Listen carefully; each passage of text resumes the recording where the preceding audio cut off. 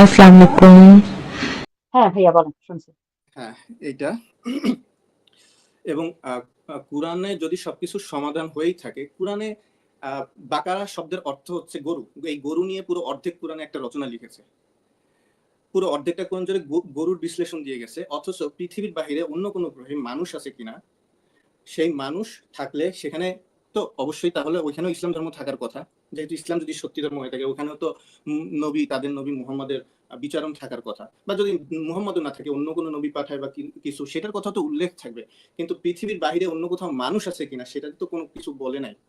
কুরআন তাদের যে সবকিছুর সমাধান, সেই কুরআনে কোনো কিছু বলা হয়নি। এটা কেন? এবং যেখানে বলা হয়নি, অন্য কোনো ধর্মের অস্তিত্বের কথাও বলা হয়নি, তাহলে আমি কিভাবে বিশ্বাস করবো এই ধর্মটা সত্যি, যেখানে গরু নিয়ে অর্ধেকটা সময় লিখেছে। অথচ এত বড় ইম্পর্টেন্ট একটা জিনিস, এটা যদি তারা বলতে পারতো, তাহলে তো এটা একটা বিশাল দলিল হয়ে থাকতো তাদের ধর্মের সত্যতা সম্পর্কে, তাই না আপু?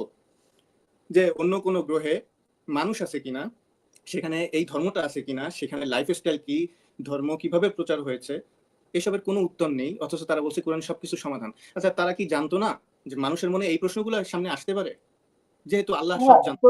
প্রথমই হচ্ছে যে কোরআনে যদি সবকিছুর সমাধান মানে দেয়া থাকতো, তাহলে এই যে সেঞ্চুরিজ আফটার সেঞ্চুরিজ যে রেভলিউশন হলো, সেঞ্চুরিজ আফটার সেঞ্চুরি যে যে চেঞ্জ গুলো আসলো হিউম্যানিটিতে, যেমন ধরেন কোরআনে কি পোলিওর সম্পর্কে কোনো সমাধান দেয়া ছিল?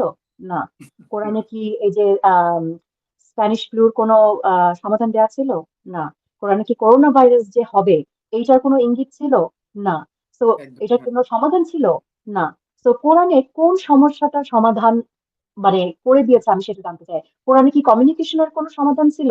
এই যে আগে যেরকম মানে পাতায় লেখা হতো, তারপরে রেভলিউশন হয়ে যে ধরেন আগে চিঠি লিখতো মানুষ, তারপরে আসলো ফোন, তারপরে আসলো কম্পিউটার, তারপরে ফোনের যে চেঞ্জ গুলো হলো, এগুলো কি কোথাও সে কোরআনে লেখা আছে? ওই আমি তো দেখি না। আমিও তো আপু দেখতে পাইনি, কিন্তু তাদের মতে সবকিছু নাকি কুরআন রিসার্চ করে বের করা হয়।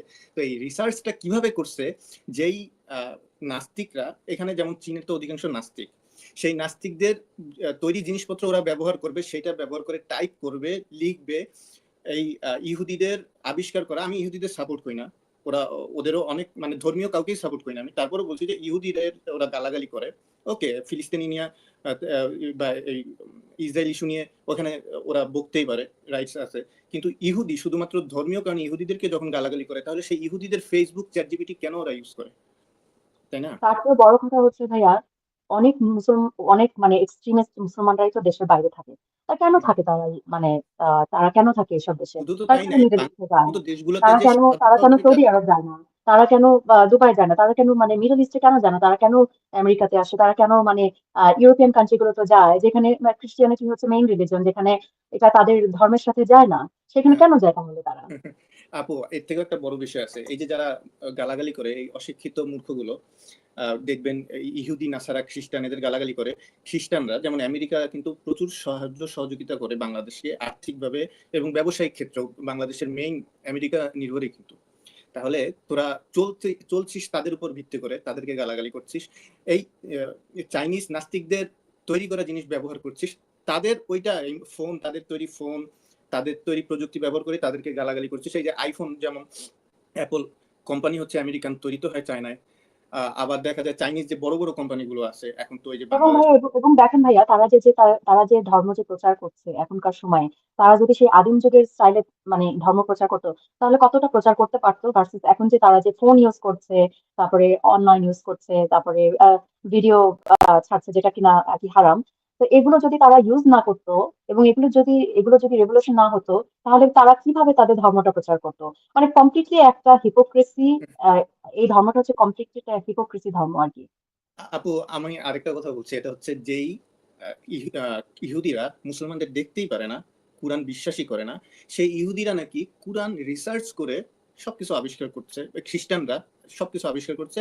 আবার নাস্তিকরা যারা কুরআন পুড়িয়ে দেয়, কুরআন কি অনেক নাস্তিকরা তো জানেও না, চাইনিজরা, কারণ তারা তো এই ইসলামী জঙ্গিবাদী ধর্মটাকে এভাবে গুরুত্বও দেয় না। কিন্তু তারা নাকি রিসার্চ করতে করতে, আচ্ছা আপু, একটা যুক্তি দেখান, মানে আমি এই যুক্তিটা আপনাদের কাছে জানতে চাই। আপনি যখন দেখছেন একটা বই রিসার্চ করে যে এটার ভিতরে সবকিছু আছে, আপনি তো ওইটাই তখন সত্যি বলে মানবেন, বিশ্বাস করবেন, যারা এটাই তো সত্যি, তাহলে তো আপনার মানে নাস্তিক থেকে বা অন্য ধর্ম থেকে মুসলমান হয়ে যাওয়ার কথা। তাহলে আপনি নাস্তিক থেকে লুকিয়ে লুকিয়ে কেন একটা মিথ্যাকে ধারণ করে সত্যটার থেকে রিসার্চ করবেন আর মিথ্যাটাকে মানে ধারণ করে রাখবেন? এটা কি হয়? মানে এটা কোন যুক্তিতে এই আবালরা, আমি শব্দটা ইউজ করে, আমি আই এম সরি, কারণ এই আবাল ছাড়া কিছু তো বলা যায় না, এই আবালরা এই যুক্তিগুলো দেয়, মানে এই যুক্তিগুলোর আসলে কি অস্তিত্ব আছে? কোনো অস্তিত্ব নেই ভাইয়া। আরেকটা জিনিস হচ্ছে যে আপনি যদি দেখেন যে সরি, 1 মিনিট।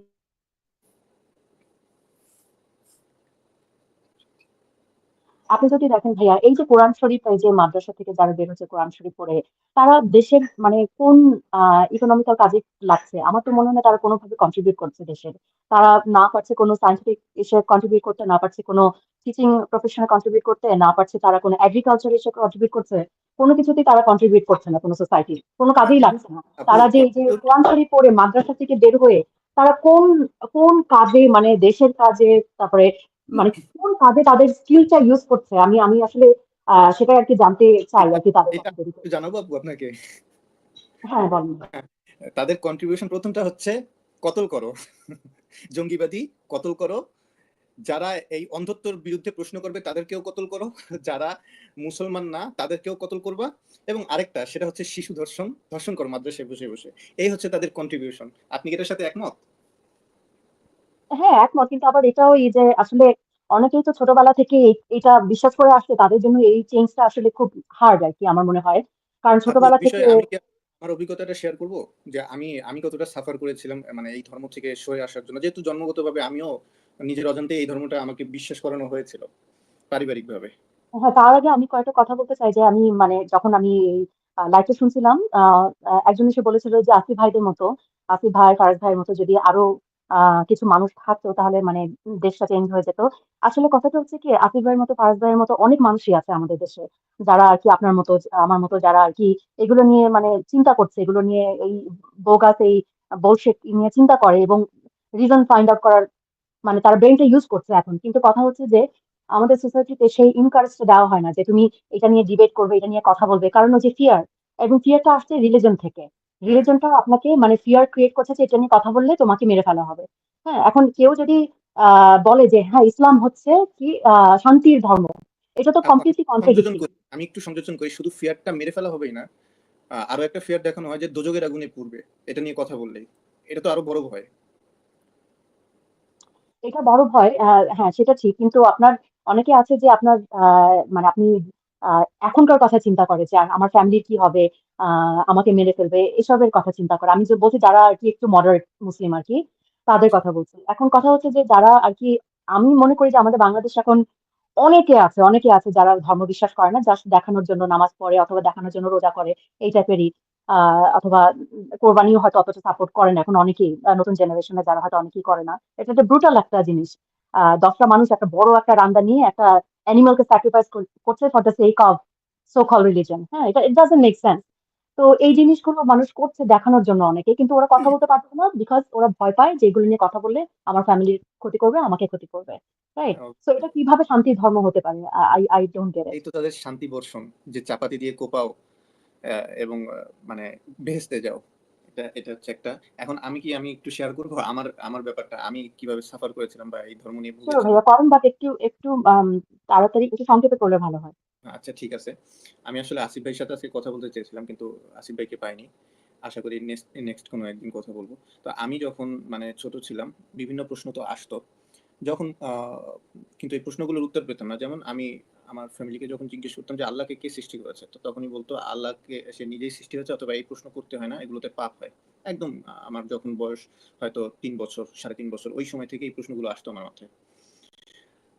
তো যখন আরেকটু বড় হই, ক্লাস 4-5 এ পড়ি, তখন আসতো এই যে ভাষাগত ব্যাপারগুলো, যে আসলে আদম হাওয়া ভাষা জানলে, তার পরবর্তী তার সন্তানরা ভাষা জানলে, তাহলে মানুষ ভাষাহারা হলো কেন? এবং তারা অসভ্য হয়ে কেন মানে পোশাকহীনভাবে গুহায় বসবাস করতো? তারপর আস্তে, আস্তে চালবাকল করতো। আকার ইঙ্গিতে তারপর আস্তে, আস্তে ভাষা আসছে, এটা কেন হবে? এটা তো হওয়ার কথা না।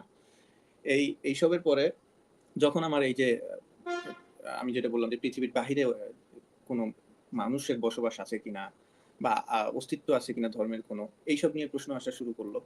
আমি কোনো উত্তর তো পাইনি। যখন আমি হুজুরদের কাছে জিজ্ঞেস করলাম, আমি বেশ কিছু হুজুরের সাথে আমার পরিচয় ছিল। তো তারা বলল যে যেহেতু কোরআনের দেয়া নেই, তার মানে অন্য কোনো গ্রহে মানুষ নেই। কি সুন্দর উত্তর! তো দেয়া না থাকলে এটা নেই এটা কেন আমি ধরে নেব, আছে এটা কেন ধরে নিতে পারবো না? এটা আছে বা নেই এটা তো সুস্পষ্টভাবে উল্লেখ থাকতে হবে, যেহেতু একটা গ্রন্থ সমাধান সবকিছু, সেটার উল্লেখ নেই, কিন্তু নেই বলে নাকি এটা ধরে নিতে হবে উল্লেখ নেই বলে যে এটা নেই। আমি খুব দ্বন্দ্বে পড়ে গেলাম। তারপর দাসী প্রথার কথা শুনলাম, আরো অনেকগুলো প্রথা আসলো। তো আমি 2 বছরেরও বেশি সময় এটা নিয়ে সাফার করেছি। আমার পড়াশোনাতে অনেক ক্ষতি হয়েছে, মাঝে মাঝে একা একা কান্না করতাম। কারণ আমি যখন স্কুলে পড়তাম আমি শুধু 5 ওয়াক্ত নামাজই পড়তাম না, আমি রাতে তাহাজ্জুদও পড়তাম ওই সময়টা। খুব মানে ধর্মপ্রাণ ছিলাম। কিন্তু আমি এখন কি করব? আমি একে তো যে ধর্মটাকে এতটা ভালোবেসে এসেছি, সত্য জেনে এসেছি, জানতাম যে নবীর মতো মহান হয় না, একদম ইহুদি বুড়ি কাটা বিছাতো, তাকেও গিয়ে একদম সেবা শুশ্রূষা করে সুস্থ বানিয়ে এসেছে। আমি কাকে বিশ্বাস করবো, কি করব?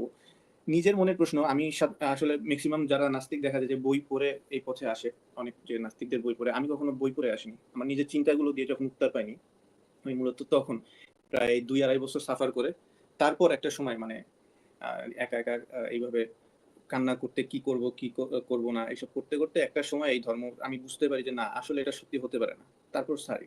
আমি এই কথাটা এই কারণে বললাম, আপনি বলছিলেন যে অনেকেরই এটা যারা বিশ্বাস করে আসছে ছোটবেলা থেকে, তাদের জন্য তো এই বিশ্বাসটা থেকে বের হওয়াটা কঠিন। আসলে আপু অনেক কঠিন, অনেক কঠিন। বিশেষ করে কারো সাহায্য ছাড়া একা একা এই জায়গাটা থেকে বের হয়ে আসাটা অনেক কঠিন হয়ে দাঁড়ায়, যেটা আমি ফেস করেছি।